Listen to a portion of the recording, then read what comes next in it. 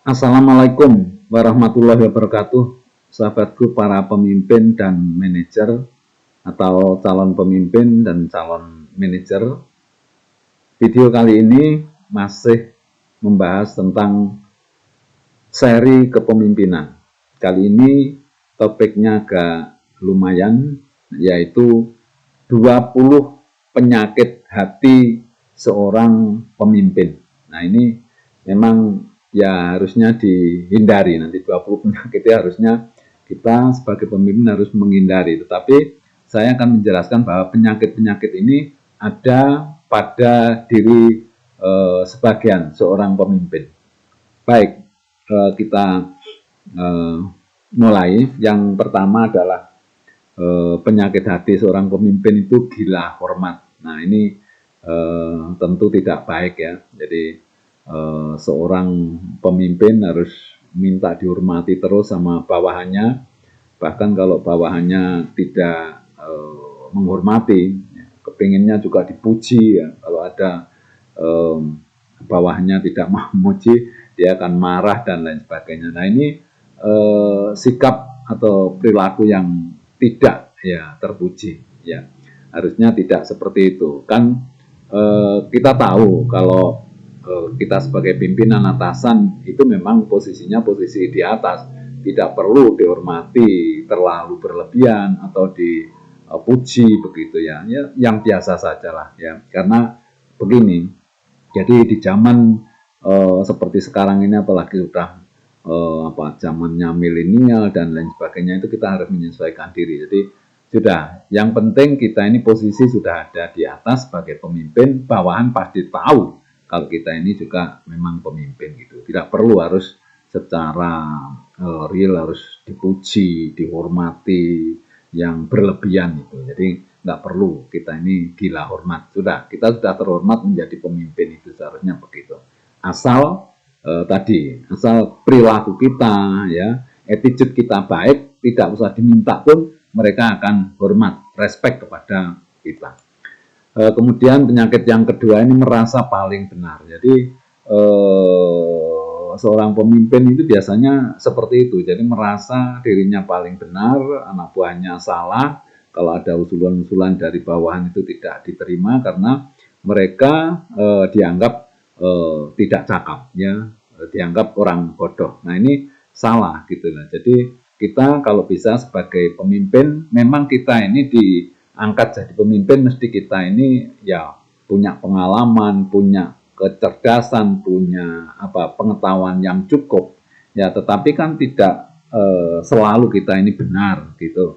Nah, seharusnya memang kita ini bisa menggali mereka, anak buah kita, untuk bisa memberikan ide-ide gitu ya. Ide-ide itu kalau cocok dengan kita, itu ya diterima. Karena begini, kalau kita sebagai pemimpin untuk memotivasi bawahan itu, kalau mereka punya usul kemudian diterima, kemudian dia akan melaksanakan dengan semangat yang tinggi. Jadi tidak perlu harus kita ini menunjukkan bahwa kita ini bisa. Kita mungkin memang bisa, tetapi kalau ide itu dari bawah, ya sesuai dengan ide kita, nah itu kita terima saja. Nanti akan dilaksanakan dengan baik sekali, dengan semangat yang tinggi, karena dia merasa senang bahwa idenya diterima, kemudian dia akan bekerja all out untuk melaksanakan idenya itu. Jadi kita tidak perlu harus merasa paling benar. Gitu. Kemudian yang ketiga, penyakit dia suka marah-marah. Nah, ini memang penyakit laten ya dari seorang pemimpin atau manajer itu. Jadi bisanya marah terus gitu. Jadi seharusnya kita ini sebagai pemimpin harus sudah memiliki persiapan mental ya, terutama kita harus mampu mengendalikan hawa nafsu. Nah, hawa nafsu yang paling sering muncul itu adalah marah. Nah, kalau kita ini marah, ya kemudian berhadapan dengan karyawan atau anak buah, pasti omongan kita, sikap kita itu di luar kontrol. Nah, kalau sudah di luar kontrol berarti banyak menyakiti, banyak menyinggung perasaan bawahan. Nah, ini sebetulnya kontraproduktif gitu ya. Jadi pemimpin itu bisa dilihat dari bagaimana dia mengendalikan amarah, ya. Mungkin kita ini marah betul, tetapi kita kendalikan supaya kita ini tidak berperilaku di luar kendali, gitu. Sebab begitu kita marah, apalagi kalau marah di muka orang banyak, wah ini tambah kita ini nilainya turun, karena pemimpin yang suka marah-marah itu sebetulnya belum dewasa, ya, belum bisa mengendalikan emosinya. Seorang pemimpin harus bisa mengendalikan emosi, mengendalikan marah, mengendalikan hawa nafsu, sehingga ya sikapnya, ya perilakunya itu bisa soft, bisa lunak, bisa enak ya dengan anak buah kita, ya. Jadi sekali lagi ini adalah penyakit yang sering muncul, ya. Jadi suka marah-marah. Ini harus kita hindari gitu.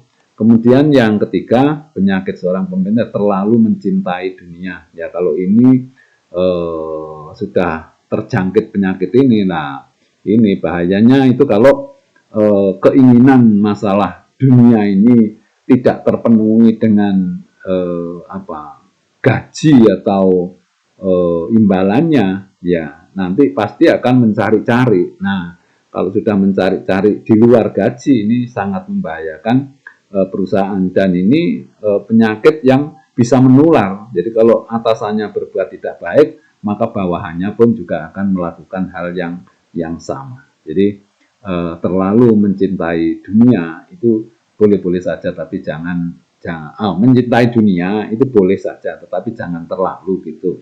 Ya kita ukur dari kemampuan kita, ya dari jabatan kita, itu tidak boleh terus-menerus menuruti hawa nafsu dalam artian mencintai dunia. Nanti akan membahayakan kita sendiri gitu. Kemudian yang berikutnya adalah menganggap orang lain itu kecil.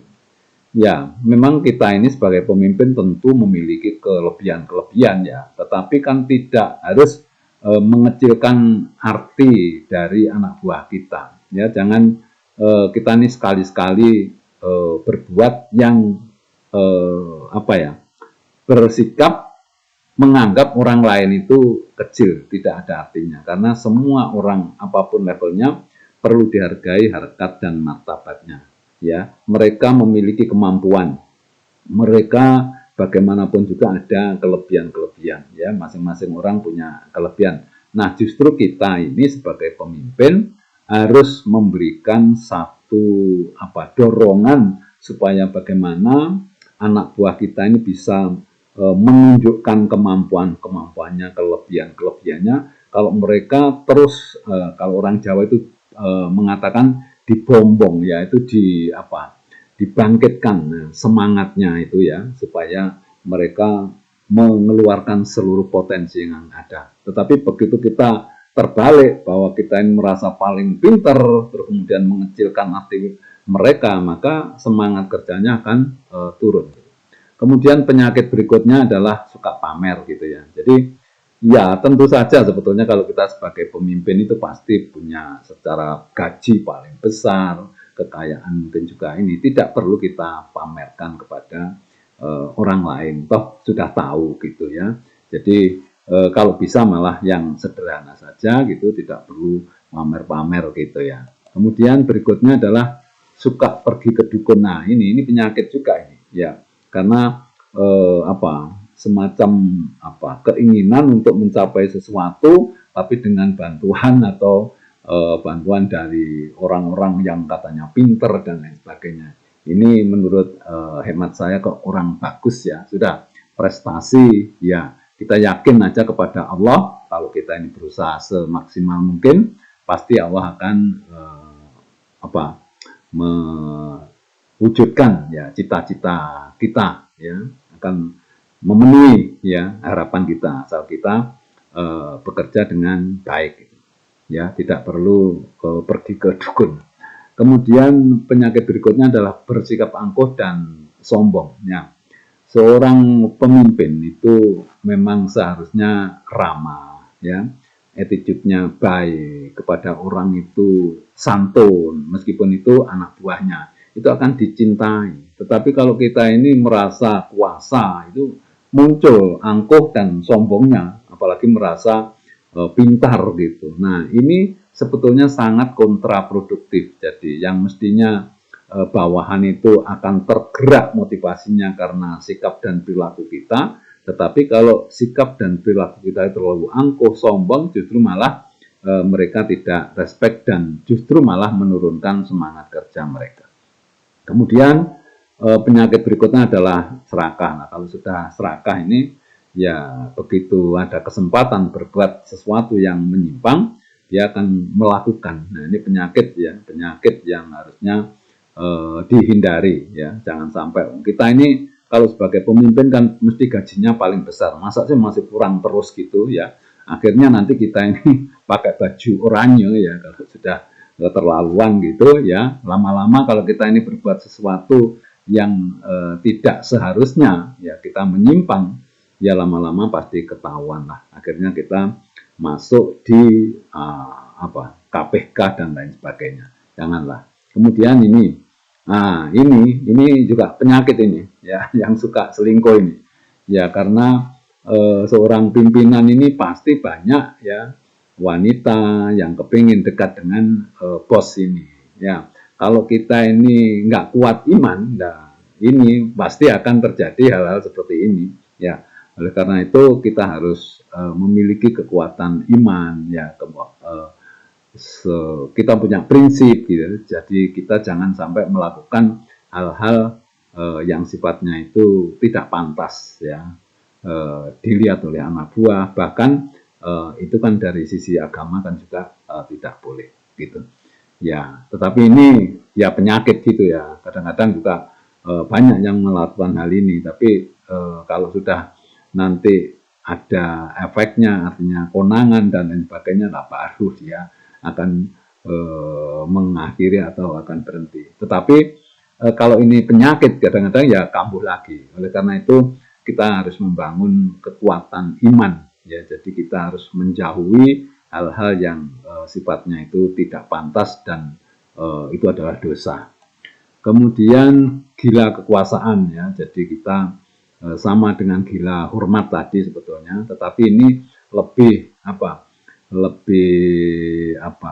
karena dia akan selalu kepingin ya, ingin lebih besar, yang lebih tinggi, kemudian naik pangkat, mungkin segala cara dilakukan ya. Jadi jangan sampai yang namanya kekuasaan kan memang kita kepingin gitu ya, mendapatkan jabatan yang lebih tinggi, tapi jangan gila ya. Kalau sudah gila itu kan segala cara ditempuh gitu. Kemudian bermuka dua. Nah, ini juga penyakit yang tidak bagus, bahwa kita ini pelin-pelan, apalagi kalau kita sama relasi ya, sama customer itu ya, kita harus memiliki prinsip yang baik lah, jangan bermuka dua, ngomong janji tidak ditepati dan lain sebagainya. Ya, terus kemudian penyakit berikutnya adalah suka dendam pada bawahannya. Nah, ini juga penyakit gitu ya. Kalau bawahan itu kan bisa saja salah, atau mungkin kita ini berbuat salah, terus sama bawahannya diingatkan ya, kita tidak terima, kemudian kita dendam kepada bawahannya ya, kita melakukan sesuatu ya, katakanlah selalu mengkucilkan orang atau bawahan yang didendami itu. Wah, itu tidak baik gitu. Jadi seorang atasan harusnya menjadi pemaaf gitu ya, dan juga kalau salah ya minta maaf gitu ya. Jadi mudah memaafkan dan mudah untuk minta maaf, seharusnya begitu. Bukan dendam. Kalau dendam itu nanti akan membuat suasana tidak kondusif gitu. Kemudian kurang percaya diri. Nah, ini juga seringkali menghantui ya. Jadi percaya diri itu sebetulnya yakin bahwa apa yang diberikan oleh Tuhan, potensi yang diberikan oleh Tuhan itu yakin bisa mengatasi kendala-kendala. Tapi kalau kurang percaya diri, ini berarti kita kurang juga belajar, karena potensi yang ada itu harus kita asah, kita latih supaya kita bisa percaya diri. Kalau percaya diri itu bisa melaksanakan sesuatu dengan lancar. Tetapi kalau belum sudah kurang percaya diri, lah ini bahaya ya. Kemudian berikutnya adalah penyakit membual ya dan berdusta ya. Kalau kita sebagai pemimpin, ya jangan sampai kita melakukan hal seperti ini. Ya berdusta, apalagi kalau kepada karyawan, terus kemudian kita suka janji kepada karyawan, kemudian ini karyawan itu akan selalu mencatat gitu ya, dia selalu mengingat-ingat apa yang disampaikan oleh atasan, apalagi kalau itu menyangkut hak gitu. Wah ini bahaya.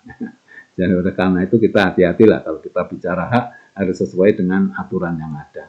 Kemudian suka ingkar janji yang bersama tadi itu ya. Jadi kalau kita bicara harus kita penuhi ya janji kita kepada karyawan terutama. Kemudian lupa akan nikmat Allah ya. Jadi kita ini sudah menjadi pimpinan, sudah termasuk tinggi jabatan kita, tetapi kalau kita ini terlalu serakah, kurang mensyukuri, ya bisa-bisa nanti kita justru malah keceklong gitu ya. Artinya kita mendapatkan musibah ya karena kita tidak bisa bersyukur ya.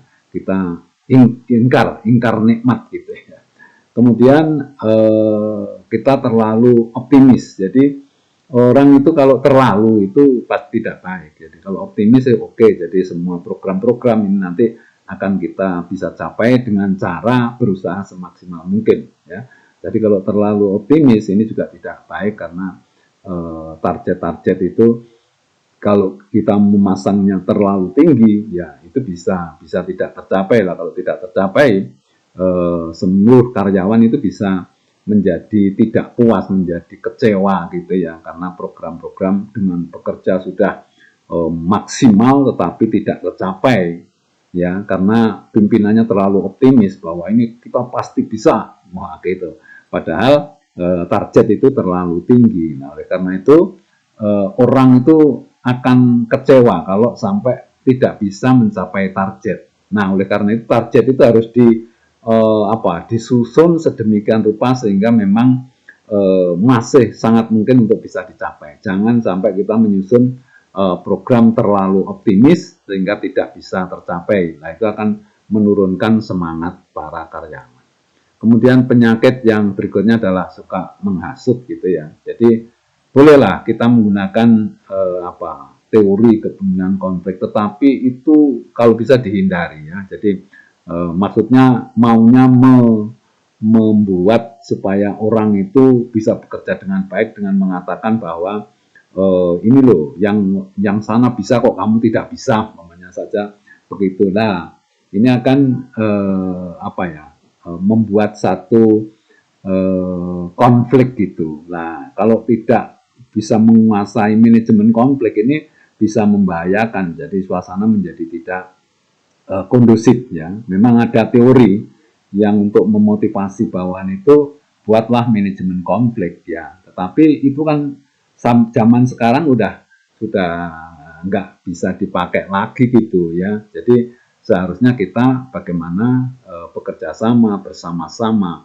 untuk melaksanakan kegiatan ini ya rukun ya, terus kemudian bisa saling membantu begitu, bukan seperti zaman dulu ya. Zaman dulu saya mengalami itu masih ada zaman feodal dulu. Kalau kerja antar bagian dengan bagian lain itu memang dibikin konflik supaya panas gitu loh. Artinya kalau kita ini bagian ini panas akan membuat kinerja ini baik karena seperti diadu begitu ya. Tapi sekarang ya dengan cara itu sebetulnya justru malah kita secara pribadi akan membuat konflik atau terjadi konflik sehingga secara kebersamaan itu nantinya kurang.